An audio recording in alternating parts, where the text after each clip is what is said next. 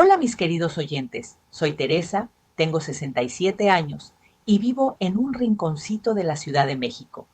Pero mi historia empieza mucho más atrás, en un pueblito perdido en las montañas de Oaxaca.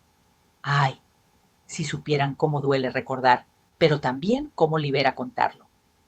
Imagínense una niña de 17 años con el corazón lleno de ilusiones, trabajando en la tiendita de su papá como si el mundo entero fuera ese mostrador de madera gastada.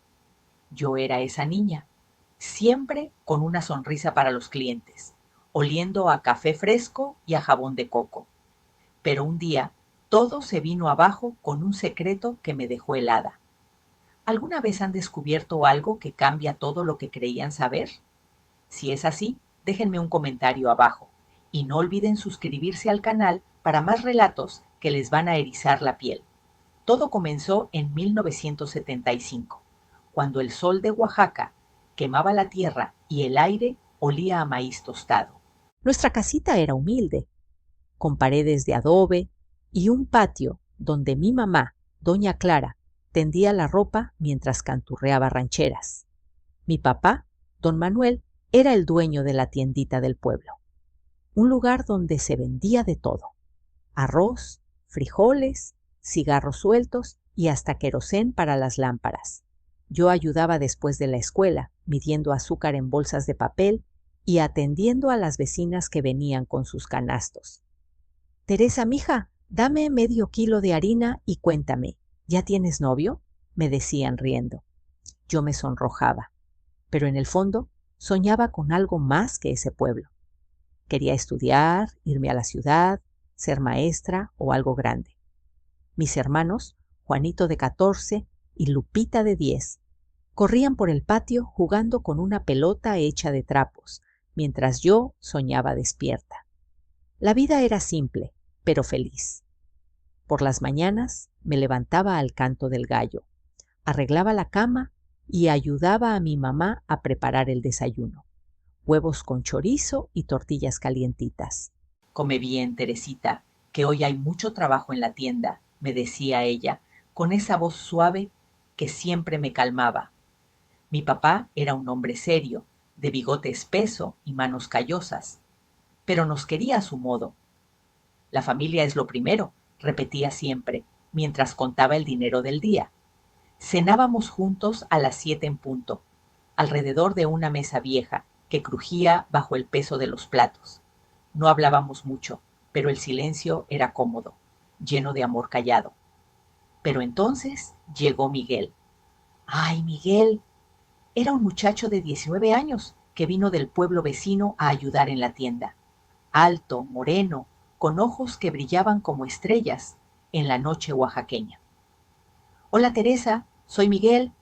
Vengo a trabajar con don Manuel, me dijo el primer día, extendiendo la mano. Sentí un cosquilleo en el estómago, como si mariposas revolotearan adentro. Desde entonces, todo cambió. Él se encargaba de cargar las cajas pesadas y yo de organizar las estanterías. Eres muy lista, Teresa. Sabes hacer cuentas mejor que yo, me decía, y yo reía, fingiendo que no me importaba. Nos mirábamos a escondidas y poco a poco esos momentos se volvieron robados. Un roce de manos al pasar una bolsa, una sonrisa cuando nadie veía. Una tarde, mientras cerrábamos la tienda, me tomó la mano. Teresa, me gustas mucho. ¿Quieres ser mi novia?, preguntó susurrando. Mi corazón latió tan fuerte que pensé que se oiría en todo el pueblo. Sí, Miguel, pero a escondidas. Mi papá me mata si se entera, le respondí, temblando de emoción. Así empezó nuestro romance. Encuentros rápidos, detrás de la iglesia, besos bajo los árboles de mango, promesas de un futuro juntos. Un día nos casaremos y nos iremos a México, donde podrás estudiar lo que quieras, me juraba él, y yo le creía, porque el amor a esa edad es ciego y dulce. Pero no todo era color de rosa. Empecé a notar cambios en mi cuerpo. Primero, los pechos me dolían, como si crecieran de golpe. Me escondía con blusas anchas, avergonzada. Mi abuela, doña Josefina, que vivía con nosotros en una piecita al fondo, lo notó. «Mija, ya estás creciendo. Necesitas un sostén», me dijo un día, llevándome a la mercería de doña Herminia. Me probé uno detrás de un biombo, sintiéndome como si hiciera algo prohibido. «Si no lo usas, te van a colgar como a las indias del monte», bromeaba ella, y yo tragaba el malestar. Luego vino lo peor, la menstruación. Desperté una mañana con sangre en la camisola y pensé que me moría. Corrí llorando a mi mamá. «Es normal, hija, ahora eres mujer», me explicó torpemente, dándome unos trapos. «En la escuela, las niñas cuchicheábamos en el recreo. ¿Ya te bajó? ¿Cómo lo aguantas?». Nadie nos explicaba nada, era tabú. Los niños se burlaban si nos veían de mal humor. Está en sus días. Una vez tuve cólicos tan fuertes que me doblé en la banca, sudando, pero no dije nada por vergüenza. Y los sueños. Empecé a tener sueños raros que me dejaban confusa y acalorada. No se lo contaba a nadie, pensaba que era pecado. Miguel me hacía sentir cosas nuevas, pero todo era inocente. Manos entrelazadas, besos tímidos. «Te amo, Teresa», me decía, y yo flotaba. Pero el destino tenía otros planes. En 1978, con 20 años ya, Miguel y yo nos dejamos llevar una tarde en un granero abandonado. Fue torpe, doloroso, pero para mí mágico. Pensé que sellábamos nuestro amor. Semanas después, el atraso. «Debe ser el estrés», me decía, pero los náuseas vinieron. «Estás embarazada», me dijo mi amiga Carmelita, y el mundo se me cayó encima. Le conté a Miguel en el mismo granero. Se puso pálido. «No estoy listo, Teresa. Conozco unas hierbas que ayudan», sugirió. Me horroricé. «Eso es pecado», grité y salí corriendo. Días después desapareció. «Se fue a buscar trabajo en la ciudad», dijo su jefe. Me dejó sola, con un bebé en camino. Escondí la barriga como pude, con ropa suelta. Las vecinas cuchicheaban. «Mira a Teresa, algo le pasa». Mi mamá lo notó primero. «Hija, ¿estás bien?», preguntaba, pero yo negaba. Una noche en la cena, vomité frente a todos. Mi papá me miró furioso. «¡Estás encinta!», rugió. El silencio fue ensordecedor.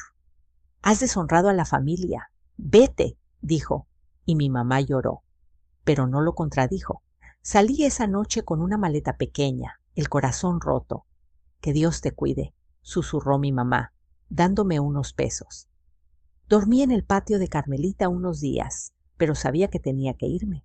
Una vecina me habló de una señora en Puebla que necesitaba ayuda doméstica. Tomé el primer camión, aterrorizada.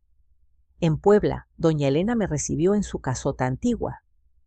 «Pareces necesitar un techo, mija», dijo, viéndome flaca y asustada. Me dio un cuartito y trabajo, limpiar, cocinar. «¿El bebé viene, verdad?», preguntó un día. Asentí llorando.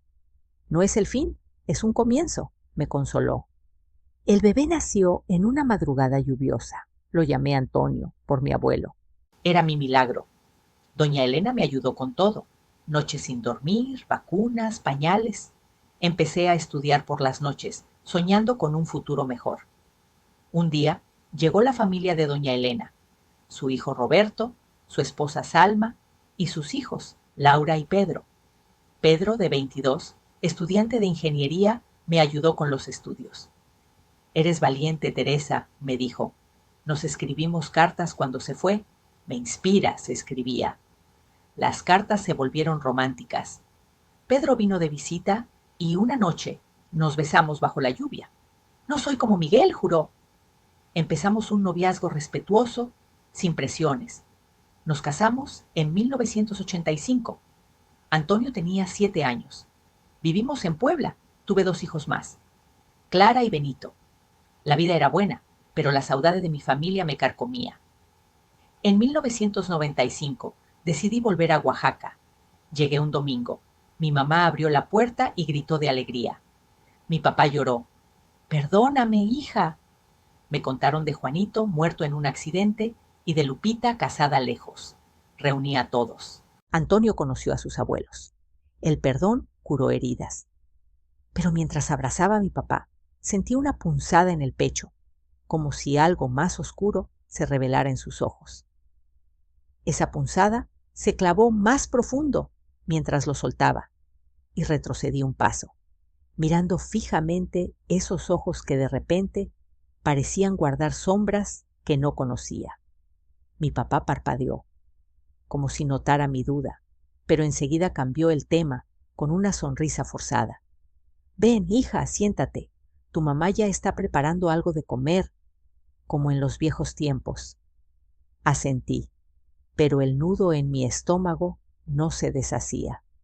Nos sentamos en la cocina, con el olor a frijoles refritos llenando el aire, y mientras mi mamá trajinaba con los platos, empecé a preguntar por los detalles que me habían contado a medias.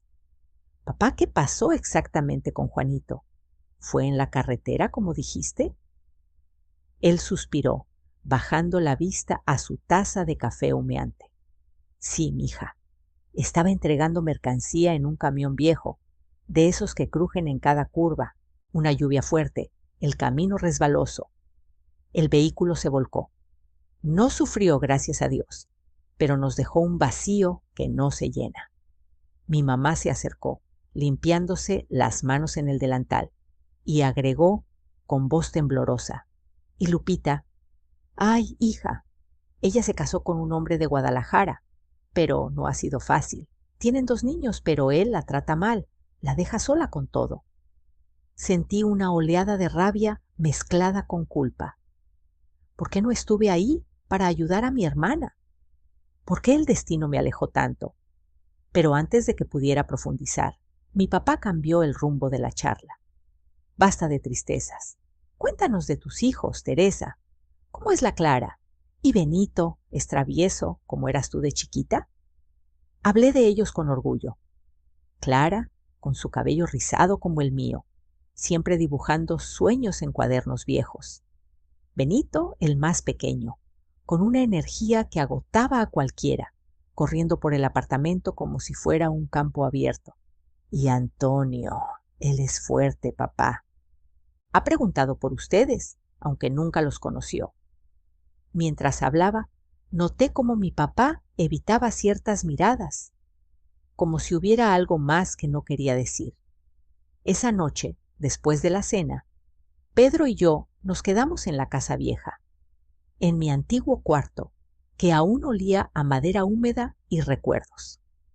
Teresa, ¿estás bien? ¿Parecías inquieta con tu papá?, me preguntó él, acostado a mi lado en la cama angosta. Le conté de esa sensación extraña, como si ocultara algo. Tal vez solo sea el tiempo perdido, amor. Dale chance, respondió, besándome la frente. Pero no podía dormir. Me levanté sigilosamente y bajé a la cocina por agua, cuando escuché voces bajas en el patio. Era mi papá, hablando por teléfono en voz baja. No, Rosa, no puedo ahora. Mi hija volvió. Sí, la misma. No digas nada, por favor. Colgó rápido, y yo me escondí en las sombras, el corazón latiéndome como tambor. Rosa. Ese nombre me golpeó como un relámpago. Recordé las cuchicheadas de las vecinas años atrás, las tardanzas de mi papá. ¿Sería posible que esa doble vida no hubiera terminado? Al día siguiente, fingí que nada pasaba, pero empecé a observar. Mi mamá parecía más cansada que nunca, con ojeras profundas y una sonrisa que no llegaba a los ojos. Mamá, ¿todo bien entre tú y papá?, le pregunté mientras lavábamos los platos. Ella dudó, mirando por la ventana hacia el cerro. La vida es dura, hija. Tu papá ha cambiado, pero es lo que hay. No insistí, pero esa respuesta me confirmó que algo andaba mal. Decidí investigar. Por la tarde, salí con la excusa de comprar dulces en la tiendita del pueblo, que ahora manejaba un sobrino lejano. Teresa, qué milagro verte, me dijo la dueña, una vieja conocida. Charlando saqué el tema. Oye, ¿sabes algo de una Rosa que vivía por aquí? Ella bajó la voz. Ay, mija, esa mujer, tu papá la frecuentaba antes, pero creí que eso acabó. Últimamente lo vi pasar por su casa, la que está al final del camino empedrado.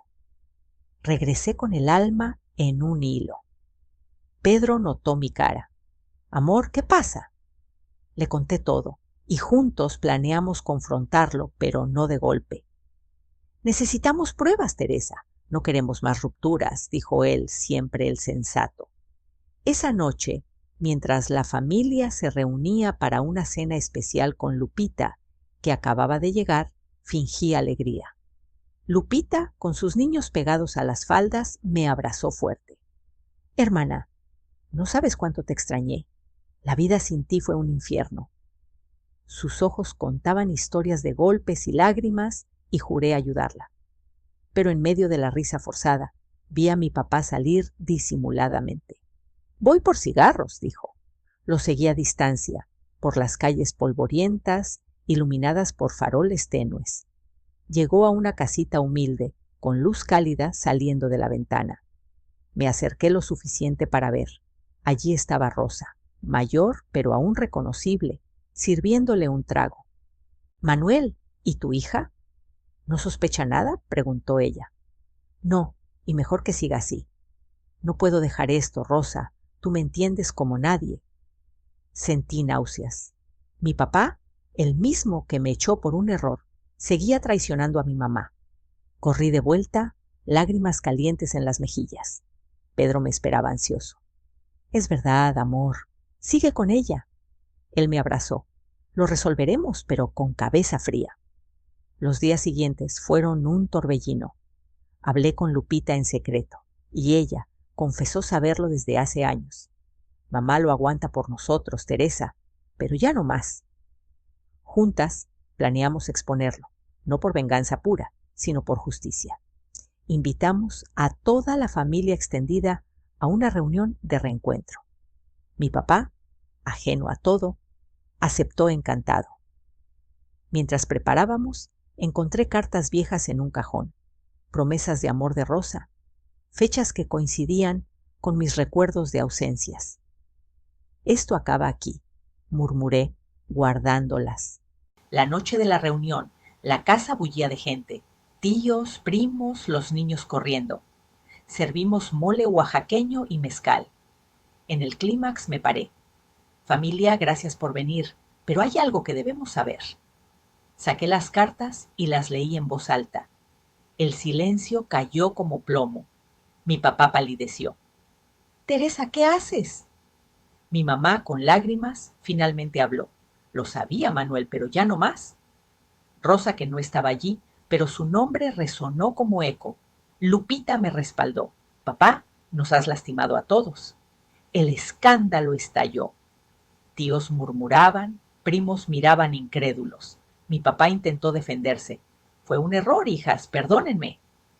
Pero era tarde. Mi mamá, por primera vez, lo enfrentó. Vete con ella si quieres, pero yo me quedo con mis hijos. Pedro me tomó la mano, orgulloso. Esa noche, mi papá se fue temporalmente y nosotras nos unimos como nunca. Ayudé a Lupita a dejar a su marido abusivo, instalándola en Puebla con nosotros. Los niños se adaptaron y mi mamá vino a visitarnos más seguido, liberada al fin. Pero en medio de esa victoria, una carta anónima llegó a casa. Teresa, hay más secretos en tu familia. Pregúntale a tu mamá sobre el verdadero padre de Juanito. Mis manos temblaron al leerla y miré a Pedro, que fruncía el ceño. ¿Qué significa esto?, pregunté, pero él solo sacudió la cabeza. Decidí ignorarla al principio, pero la duda crecía como maleza. Una tarde confronté a mi mamá durante una visita. Mamá, ¿es verdad lo de Juanito? Ella se derrumbó en llanto. Hija, tu papá no es el padre biológico de tu hermano. Fue un romance fugaz antes de casarme. El mundo giró de nuevo. Juanito, mi hermano querido, no era de sangre con mi papá. Eso explicaba tensiones antiguas, favoritismos sutiles. Pero lo amé como propio, sollozó ella.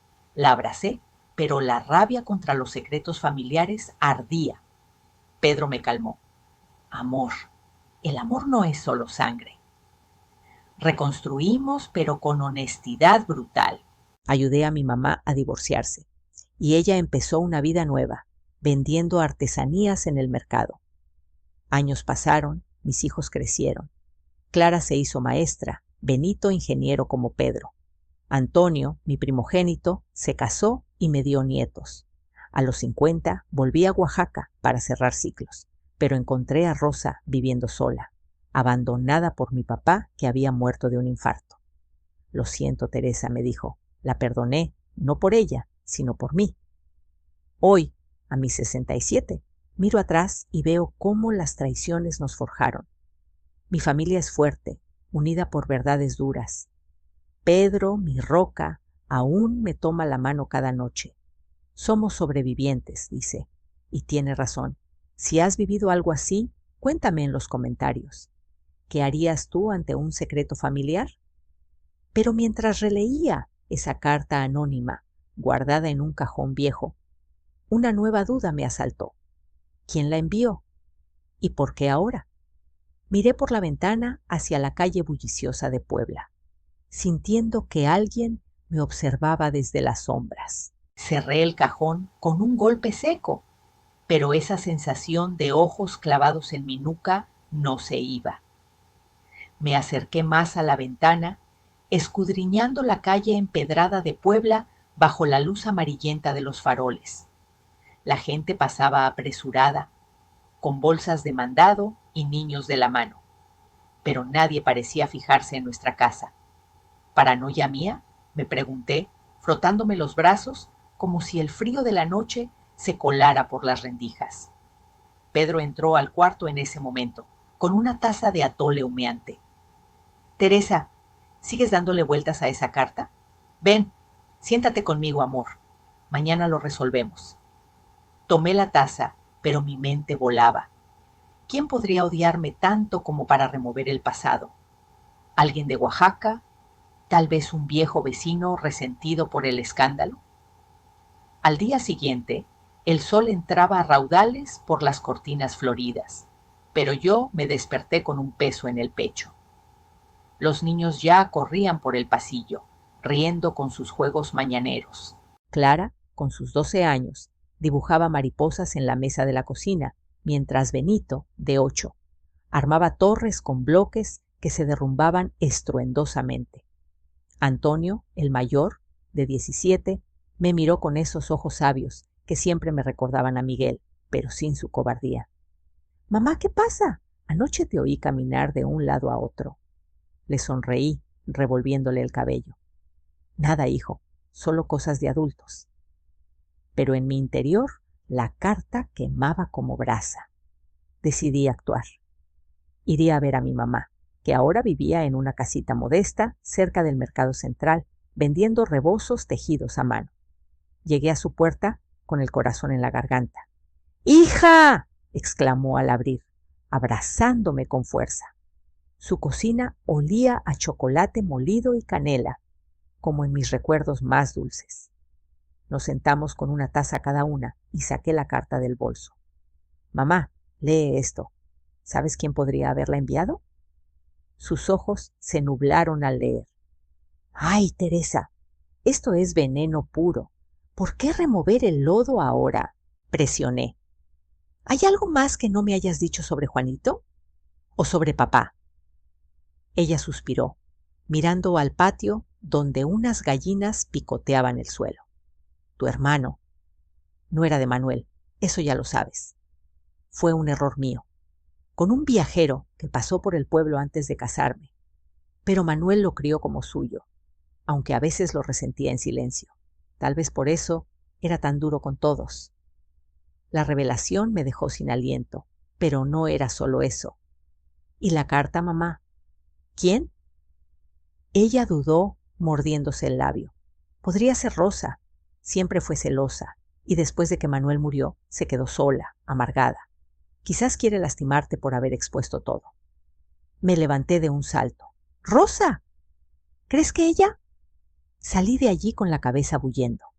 En el camino de vuelta, paré en una cabina telefónica para llamar a Lupita, que ahora vivía en Guadalajara con sus hijos, lejos de su exmarido.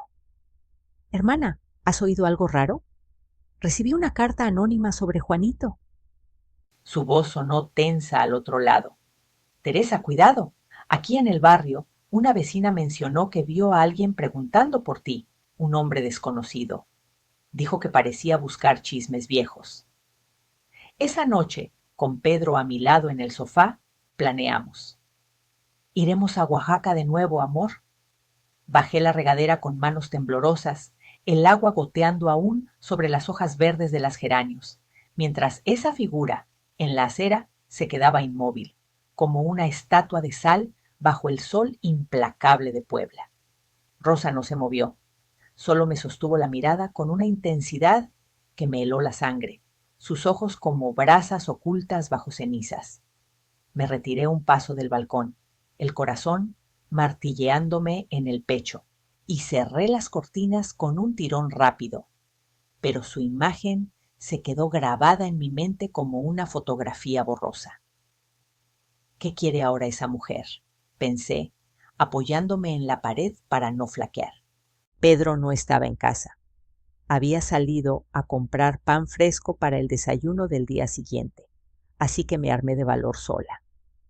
Bajé las escaleras del edificio con pasos cautelosos, el eco de mis sandalias resonando en el pasillo estrecho, y salí a la calle, donde el bullicio de vendedores de tamales y autos ronroneando me envolvió como un escudo invisible. Allí estaba ella, cruzando la acera con un andar lento, su falda floreada ondeando al viento. «Rosa», la llamé con voz firme, aunque por dentro me sentía como una hoja seca a punto de romperse. Se detuvo, girándose con una sonrisa torcida que no llegaba a sus ojos arrugados. «Teresa, qué sorpresa. ¿O no tanto?» Nos miramos en medio de la multitud indiferente, el olor a elotes asados flotando entre nosotras como un velo. «Dime qué haces aquí. ¿Me estás siguiendo?» Ella rió bajito, un sonido amargo como el café quemado. «¿Siguiendo? No, mija. Solo vine a la ciudad por asuntos pendientes. Pero ya que estamos, ¿por qué no charlamos? Tu papá me dejó más que recuerdos, ¿sabes?» Sus palabras me golpearon como un viento frío. Sentí que el suelo se inclinaba ligeramente, pero me mantuve erguida. La invité a un cafecito en la esquina, no por cortesía, sino para sacarle la verdad en un lugar público, donde no pudiera armar un escándalo. Nos sentamos en una mesa de metal oxidado, con tazas humeantes delante. «Habla claro, Rosa. ¿Tú enviaste esas cartas sobre Esteban y Juanito?» Negó con la cabeza, pero sus dedos tamborileando en la mesa la delataban. «No fui yo, pero sé cosas. Tu mamá no te contó todo sobre esa herencia. Parte de ese dinero era mío, de ahorros que Manuel me dio en secreto. Cuando lo expusiste todo, me quedé en la calle sin nada. La rabia subió por mi garganta como bilis. ¿Tuyo? ¿Después de destrozar mi familia?» Ella se inclinó hacia adelante, su voz un susurro conspirador. «Tu familia ya estaba rota, Teresa. Manuel me amaba de verdad, no como a Clara, que lo aguantaba por costumbre, y ahora quiero lo que me corresponde». El mundo pareció detenerse. Los sonidos de la calle se atenuaron, dejando solo el pulso en mis oídos. Recordé flashes de mi infancia, las ausencias de mi papá, las lágrimas disimuladas de mi mamá, y ahora esto, una mujer reclamando un pedazo de nuestro dolor, como si fuera un botín. «No te daré nada, Rosa. Vete y déjanos en paz». Me levanté, dejando monedas en la mesa, pero ella agarró mi brazo con fuerza sorprendente. «Cuidado, Teresa. Hay más secretos. ¿Sabes por qué Esteban realmente desapareció? No fue solo por el incendio». Solté mi brazo y me alejé, el sol pegando en mi espalda como un recordatorio ardiente de que el pasado no se entierra fácil. De regreso en casa, le conté todo a Pedro, que llegó con el pan aún caliente. Amor, esto tiene que acabar. Llamemos a la policía si sigue acechando. Pero opté por la confrontación final. Viajé a Oaxaca una última vez, con Lupita a mi lado para respaldo. Encontramos a Rosa en su casucha al borde del pueblo, rodeada de gatos flacos y plantas marchitas. Dime la verdad completa, exigí, con Lupita cruzada de brazos detrás. Rosa, derrotada, confesó. Fui yo quien envió las cartas. Quería que sufrieras como yo, que cuestionaras todo. Esteban. Él y yo tuvimos un enredo breve después de que Manuel muriera. Me contó sobre el dinero y quise usarlo para presionar. El twist me dejó sin aliento. No era solo rencor, sino una red de mentiras que conectaba todo. Con esa confesión, la perdoné no por bondad, sino por liberación. Quédate con tus sombras, Rosa. Yo elijo la luz. Regresamos a Puebla y con el tiempo ayudé a mi mamá a cerrar ese capítulo, donando lo que quedaba de esa herencia a un refugio para mujeres maltratadas. Mis hijos prosperaron. Clara abrió una escuela de arte, Benito construyó puentes que unían comunidades y Antonio me dio bisnietos que llenaban la casa de alegría pura. Hoy, a mis 67 años, sentada en mi mecedora con vistas a la ciudad vibrante, entiendo que las traiciones nos tallan como el viento a las montañas, haciéndonos más fuertes y sabias. El perdón no borra el dolor, pero lo transforma en fuerza. Si has lidiado con secretos que te queman el alma, comparte en los comentarios cómo los enfrentaste. Recuerda, la vida es un tapiz de hilos rotos que se tejen de nuevo. Gracias por escuchar mi historia, mis queridos. Cuídense mucho y hasta la próxima. Bendiciones.